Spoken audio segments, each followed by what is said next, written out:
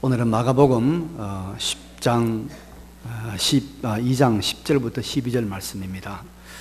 제목은 건축자들의 버린 돌, 이런 제목입니다. 여러분, 오늘이 여러분 10월 9일 무슨 날이죠? 한글날이죠. 한글날입니다. 이 지구상에는 적어도 2,000개 이상의 종족이 있다고 그래요. 2,000 종족 이상이. 근데 그 모든 종족들이 다 자기들의 말은 언어에 있는데 자기들의 글자를 가진 종족은 그리 많지 않습니다. 그래서 다른 민족의 그 문자를 빌려 쓰기도 하고 그러죠. 우리도 옛날에 그러지 않습니까? 한문을 썼죠. 근데 우리 민족은 우리 말도 있고 우리 글도 있습니다. 한글이라는 글이 있습니다. 참 감사하죠. 그런데 우리가 이 한글로 신구약 66권을 다 번역해서 이제는 누구든지 대한민국 사람이라면 가장 오래되었고 가장 존귀하고 그리고 가장 신비로운 이 하나님의 말씀을 아주 쉽게 읽을 수가 있습니다. 그래서 제가 이제 오늘부터 우리 장년부에게 성경을 좀 많이 읽게 하려고 성경 읽는 과제를 드리려고 합니다. 오늘 첫 주니까 이제 첫 번으로 우리 작년 1부는 예배 마치고 잠깐 남으셔서 제가 준비한 이 과제를 받아가시면 됩니다. 부탁을 드립니다. 예. 오늘 본문은 여러분 지난주에 살펴본 악한 농부에 비유하고 연결되는 말씀입니다. 지난주에 살펴본 악한 농부의 비유는 어떤 것이냐면은 어떤 사람이 포도원을 만들어서 농부들에게 주고 간 뒤에 이제 세를 받으러 종들을 보냈죠. 그러니까 이 종들이 가니까 농부들이 세를 주기는커녕 종들을 잡아서 때리고 그저 보냈죠. 또 이제 두 번째 보내니까 이번에는 아주 종들을 상하게 하고 세 번째는 죽이기까지 하고. 그 주인이 마지막에는 야, 이제는 내 마지막 남아있는 이 아들을 보내면 아들은 잘 존대하고 세를 바치지 않겠느냐. 그래서 아들을 보냈는데 이 악한 농부들이 아들은 상속자니까 죽이자 이래서 아들을 죽여서 포도원 밖에 내쳤다는 것입니다. 그러니까 주인이 어떻게 했죠? 와서 군대를 이끌고 와서 이제 그 농부들을 진멸했다. 그리고 포도원을 딴 사람에게 주었다. 이게 우리가 지난주에 살펴본 포도원 농부 비유 아닙니까?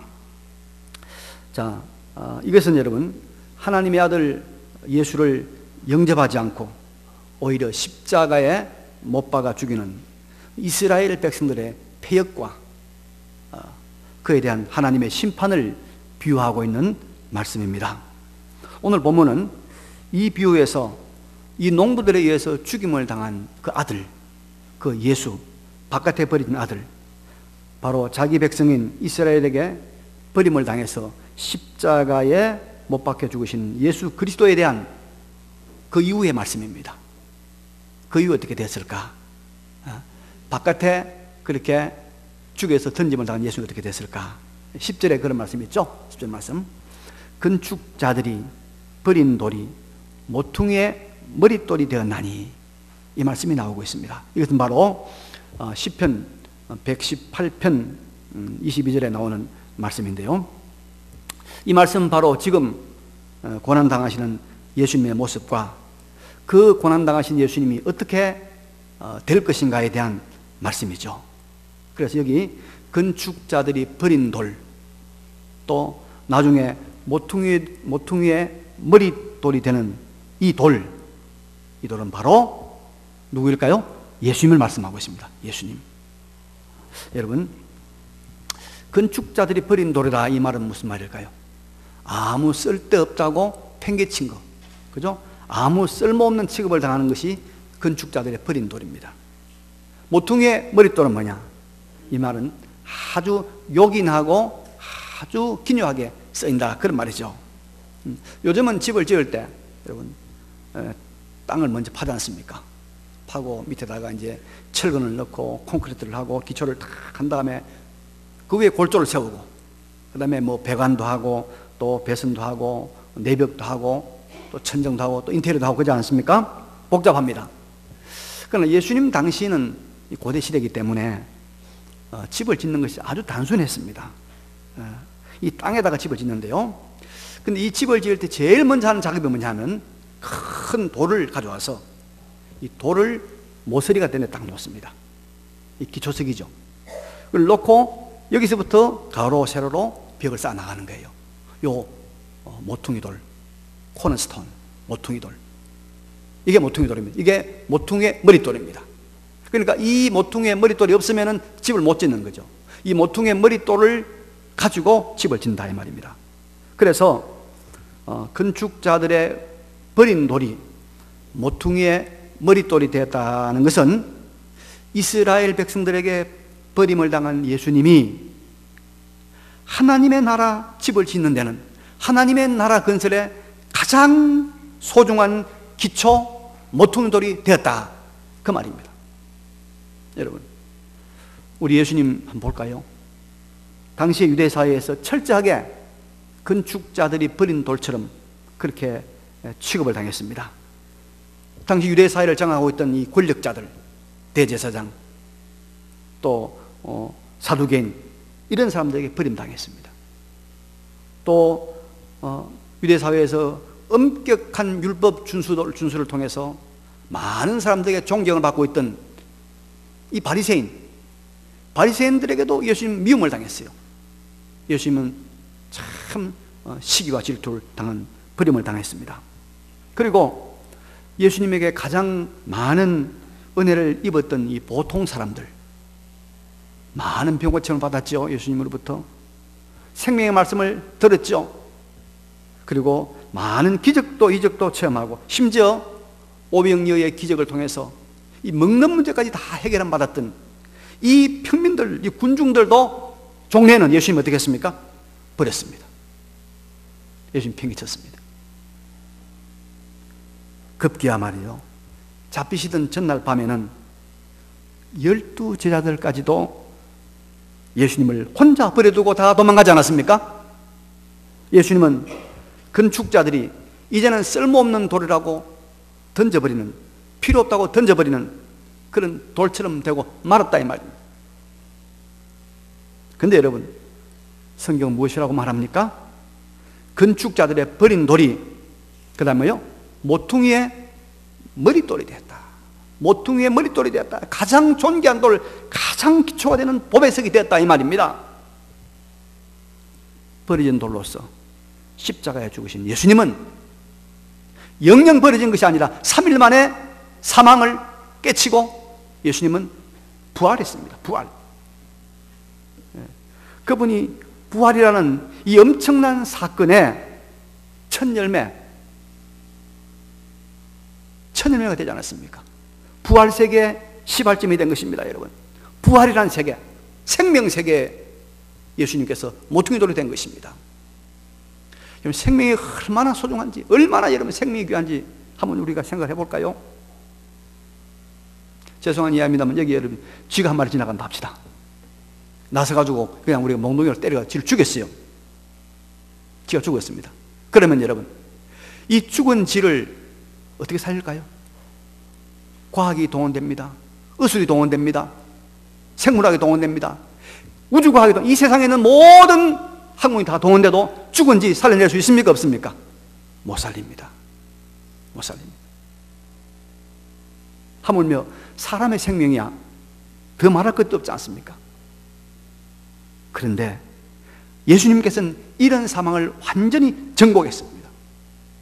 부활 세계의 첫 열매, 예수를 믿는 모든 사람이 다 부활할 수 있는 부활 세계의 첫 열매가 되셨다.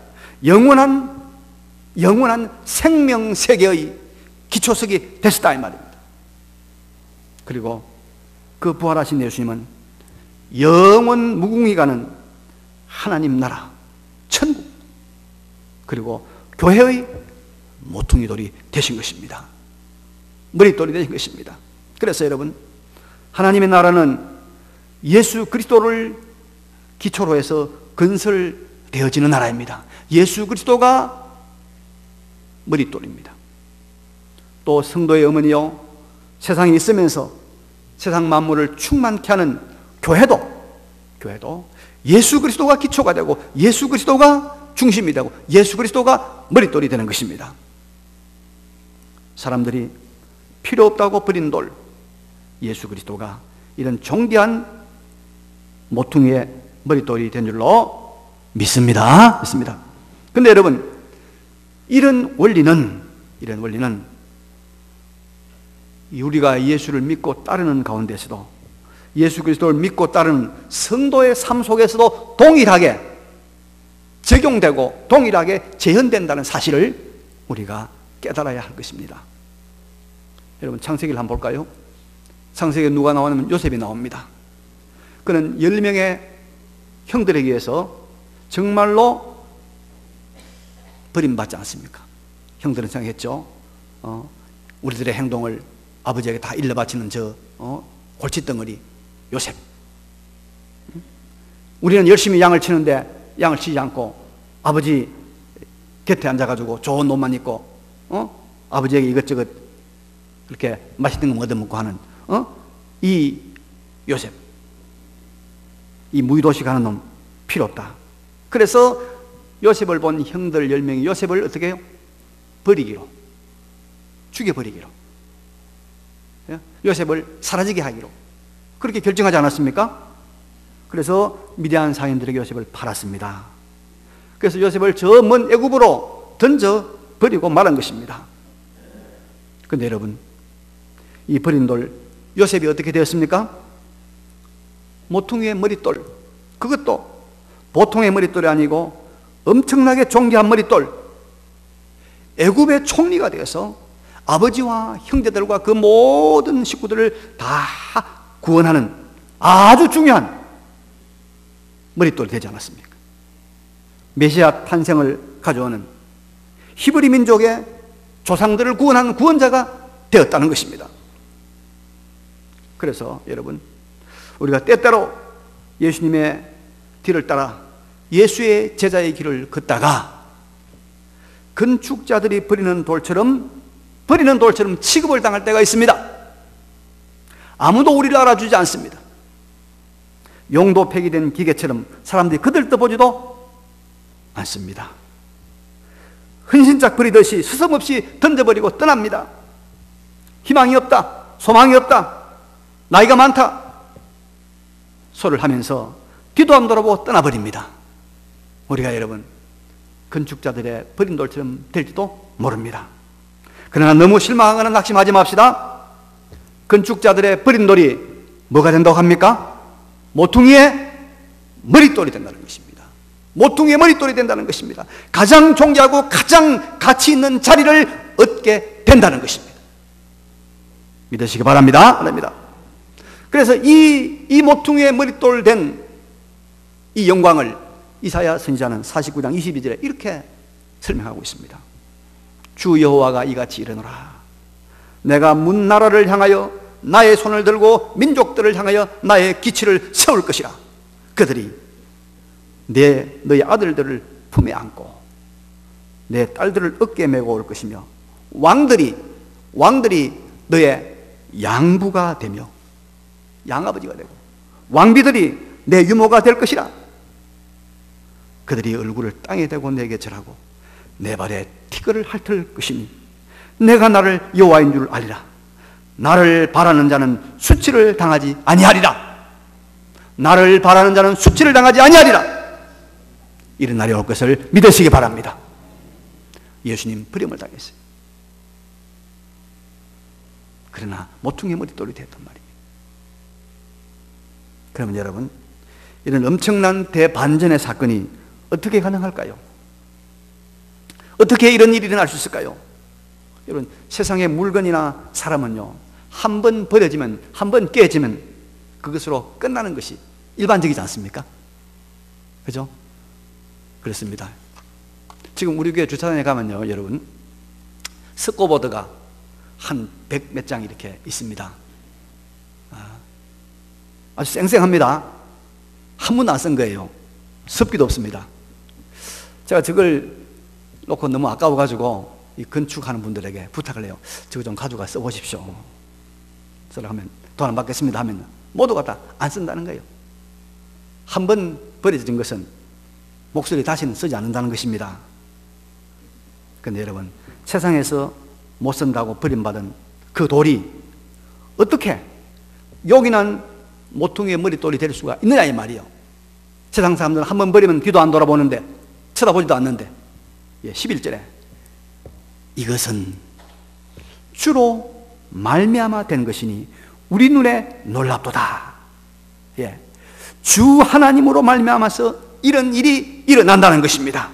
살아계신 전능하신 하나님으로 말미암아서 이런 버려진 돌이 모퉁이의 머릿돌이 되는 이 놀라운 역사가 일어난다는 것입니다. 누가 개입하기 때문에요? 하나님이 개입하기 때문에. 하나님이 개입하기 때문에. 그래서 여러분, 사도행전 5장에 가면 베드로 사도는 예수님의 이 부활 사건, 예수님의 머릿돌을 대는 사건을 이렇게 증언하고 있습니다. 너희가 나무에 달아 죽인 예수를, 버린 예수를 우리 조상의 하나님이 살리시고, 우리 조상의 하나님이 살렸다고 말씀하고 있습니다. 이스라엘에게 회개함과 죄사함을 주시려고 그를 오른손으로 높이사 임금과 구주로 삼으셨느니라. 하나님이 예수 그리스도를 부활시켰다는 거예요. 살아계신 하나님께서 예수 그리스도를 임금과 구주가 되게 했다는 겁니다. 다니엘서 6장을 가면, 다니엘 6장에 가면, 여러분, 다니엘이 이제 그 사자굴에 들어갔다 살아나온 사건이 나옵니다. 바벨론을 무너뜨리고 이제 페르시아 제국의 왕이 된 다리오 왕이 이 간신들의 모함과 계략에 넘어가서 유대인 포로 출신이지만은 참 지혜롭고 신실하고 총명하고 충성한 이 다니엘 총리를 이제는 용도 폐기하자, 이제 다 쓸모없다, 이래서 이제는 사자굴에 던져넣습니다. 다니엘이 던짐을 당합니다. 건축자도에 버린 돌처럼 됩니다. 근데 이 일에 마음이 아팠던 다리오 왕이 이튿날 사자굴 앞에 가서 무슨 말을 하냐면 이렇게 말합니다. 다니엘 6장 20절에 보니까 다니엘이 있던 굴에 가까이 이르러서 슬피 소리질러 다니엘에게 묻되, 살아계시는 하나님의 종 다니엘아, 살아계시는 하나님의 종 다니엘아, 내가 항상 섬기는 내 하나님이 사자들에게서 너를 능히 구원하였느냐? 살아계시는 하나님, 그 하나님이 너를 구했느냐 묻고 있는 것입니다. 다니엘이 대답을 합니다. 왕이여, 만수무강을 하옵소서. 나의 하나님이 이미 그의 천사를 보내어 사자들의 입을 봉하셨으므로 사자들이 나를 상해하지 못하였사오니, 하나님이 다니엘을 거기서 건져내고 하나님께서 사자를 보내서, 천사를 보내서 사자들의 입을 막았다는 것입니다. 여러분, 건축자들의 버린 돌이 모퉁이의 머릿돌이 되는 것은 누구로 말미암았다고요? 하나님으로, 주로 말미암아 하나님으로 인하여서 가능하다는 것을 믿으시기 바랍니다. 우리 성도들은, 우리 교회는 여러분, 하나님을 의지해야 됩니다. 하나님의 역사하심과 하나님의 일하심을 믿어야 합니다. 우리 한국 사회를 보면요, 우리 한국 사회의 교회가 가진 힘이 대단해요. 그래서 한국 사회에서 정치, 경제, 사회 모든 면에서 우리 교회를 무시하지 않지 않습니까? 교인의 수도 800만, 1000만 이런 말도 있고요. 또 교회 안에도 사회적으로 힘 있는 사람들, 권력 있는 사람들, 또 공부 많이 하는 사람들, 또 돈 많은 사람도 상당수 있습니다. 세상적인 힘이 큽니다. 그래서 이 선거철만 되면은 이 국회의원 나오는 사람들, 또 시의원 나오는 사람들이 우리 교회 눈치를 보잖아요. 교회 와서 막 예배도 드려주고 인사도 하고 합니다. 또 이 법을 만드는 사람들도 이 교계, 기독교의 눈치를 많이 봅니다. 힘 있죠. 근데 여러분, 이런 것이 우리 교회나 성도들을 진정으로 도우는 힘이 된다고 생각하면 안 됩니다. 안 됩니다. 우리의 힘은 거기서 나오는 거 아닙니다. 나오는 거 아닙니다. 중국의 이 공산정권을 세운 모택동이가 일찍 이런 말을 했어요. 권력은 어디로부터 나온다고요? 총구로부터 나온다. 총구로부터 권력은 나온다. 그래서 이 공산주의 국가인 중국이나 여러분 또 북한 이런 언제나 이 군대의 힘, 무력의 힘을 굉장히 의존합니다. 사실 김정은이가 지금 이 핵실험에 목을 매는 것도 이 무력 총구에 힘이 있다는 걸 그들이 배웠기 때문 아니겠습니까? 그러나 여러분 우리는 알아야 합니다. 교회나 성도의 힘은, 우리의 힘은 사람의 숫자가 많은 데 있는 것 아니고 교회 안에 유력하고 똑똑한 사람이 있는 데 있는 것 아니고 교회 안에 재산이 엄청 많은 사람이 있는 것도 아니고 오직 우리의 힘은 어디서 나옵니까? 하나님으로부터 나온다는 걸 믿으시기 바랍니다. 하나님께서 건축자들의 버린 돌, 포도원밖에 던져진 아들을 뭡니까? 하나님께서 모퉁이의 머릿돌, 존귀한 부활의 구주로 세우셨다는 것입니다. 그래서 우리는 여러분 하나님에게 희망을 거는 것입니다. 우리의 희망은 누구라고요? 하나님. 우리 개인의 운명을 바꾸는 이는 누구라고요? 하나님. 전능하신 하나님, 그분으로 인한 아주 기이한 일들이 우리 가운데 일어날 것을 믿으시길 바랍니다. 주로 말미암아서 건축자들의 버린 돌이 모퉁이의 머릿돌이 된 겁니다. 다른 거 없습니다.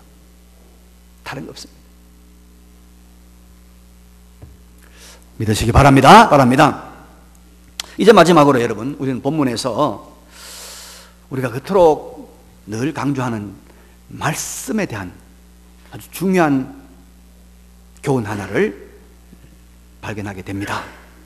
자, 12절을 보니까요. 그러니까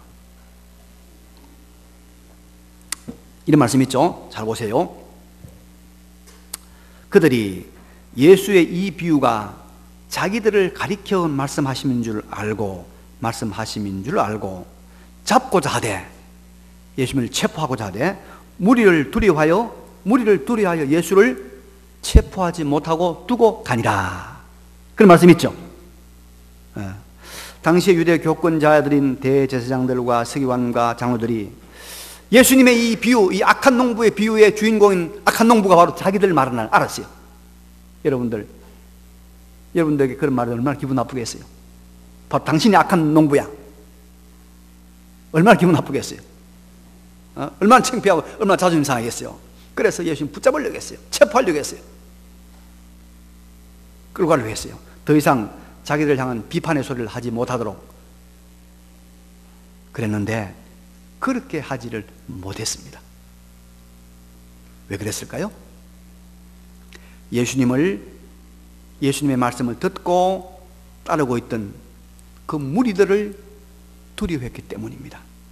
만일 그때 그 사람들이 그 말이 듣기 싫어가지고 예수님을 체포해서 손을 대서 예수님을 잡아가려고 했더라면 군중들이 가만히 있지 아니하고 돌을 들어서라도 던져서 예수님을 보호하고 그 사람들을 향하여 어떤 액션을 취했을 것입니다.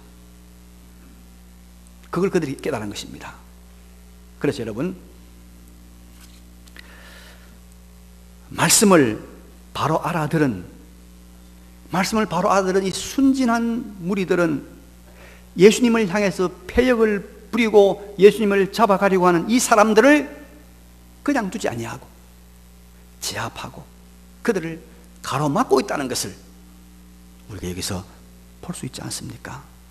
여러분, 이것이 말씀을 바로 받아들이는 사람들의 태도라고 볼 수 있습니다. 말씀을 바로 이해한 무리들은 적어도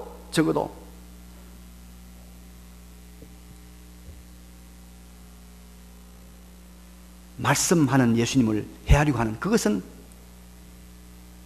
보호했다, 막았다 이 말이요. 확실하게 예수님을 보호하는 역할을 했다는 것입니다. 여러분, 우리가 말씀은 은혜의 방편이라고 고백을 합니다. 하나님의 은혜들이 말씀을 통해 우리에게 전달됩니다. 여러분, 말씀을 통하여. 그래서 말씀은 하나님의 은혜가 전달되는 도구입니다. 방편입니다. 그렇다면 우리의 말씀에 대한 이 태도가 너무 중요하죠. 너무 중요합니다. 말씀에 대한 바른 태도가 뭐냐? 말씀의 바른 태도가 뭐냐? 말씀의 선포자, 예수님을 해하지 못하도록 원수들을 막아서는, 제압하는, 여기까지 가는 것이 말씀을 바로 듣는 태도라 이 말입니다. 말씀의 전달자를 보호하는 것이고, 말씀의 기관인 교회를 보호하고 책임지는 것이 말씀을 참으로 깨달은 자의 증거다 이 말이에요. 증거다 이 말이에요. 여러분, 말씀을 참으로 깨닫고 말씀을 참으로 받아들인 사람의 그 노력들로 인해서 세상 역사는 바뀌었습니다.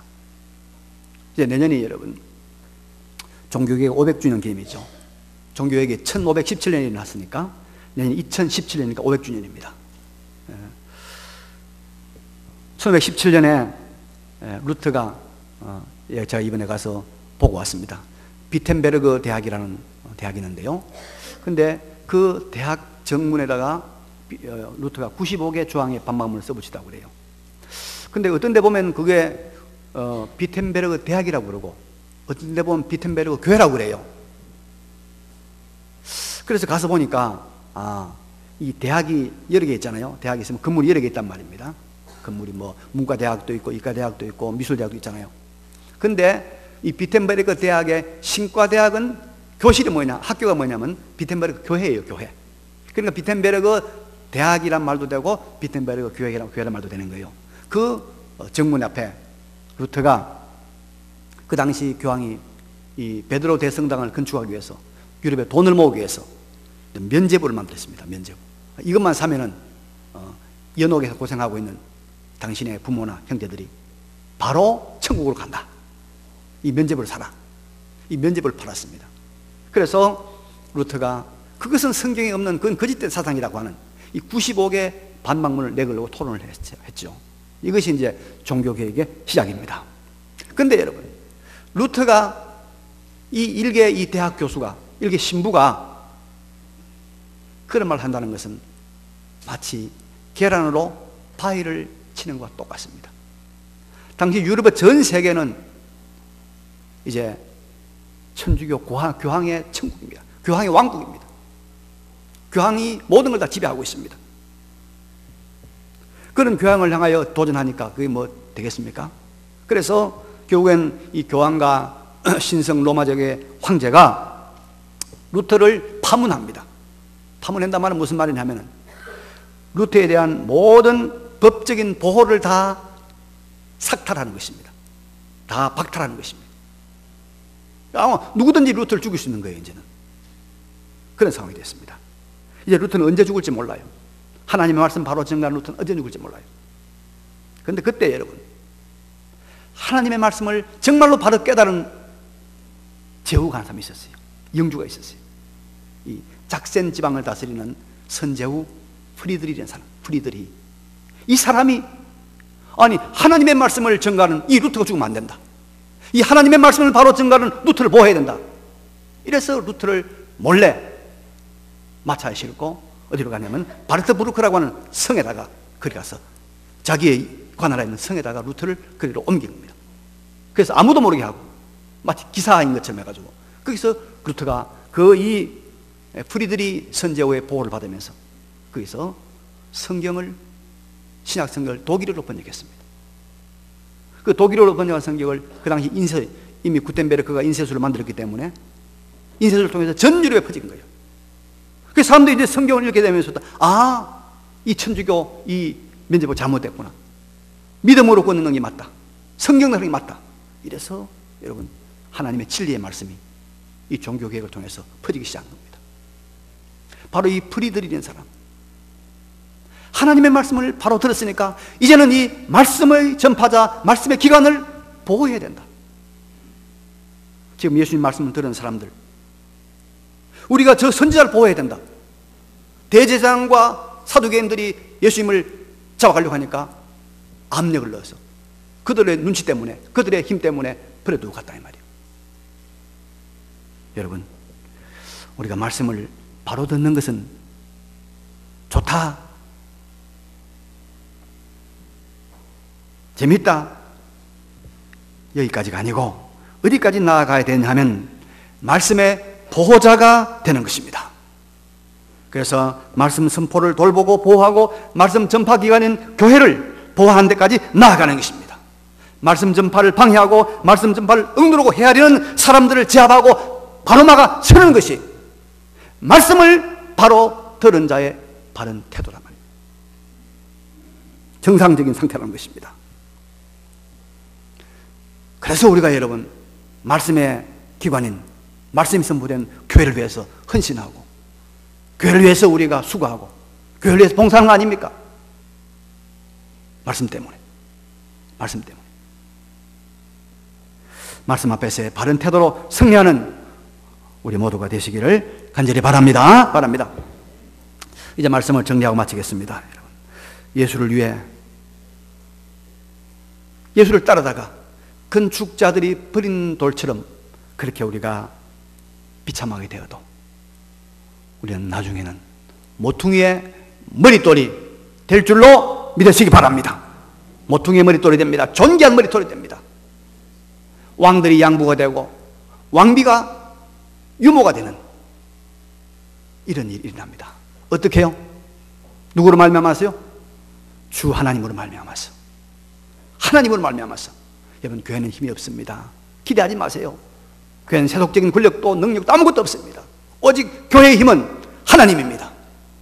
성령의 역사함이 그것만이 우리의 힘입니다. 네, 힘입니다. 이제 말씀을 바로 듣는 자, 말씀을 지키고 말씀 전파를 보호하는 데까지 나아가시는 우리 모두가 되시기를 간절히 바랍니다. 바랍니다. 이 말씀을 기억하시면서 잠시 한번 결단의 기도를 하나님 앞에 드리겠습니다. 기도하겠습니다. 걸어가시고 전능하신 우리 아버지 하나님, 은혜와 사랑을 감사합니다.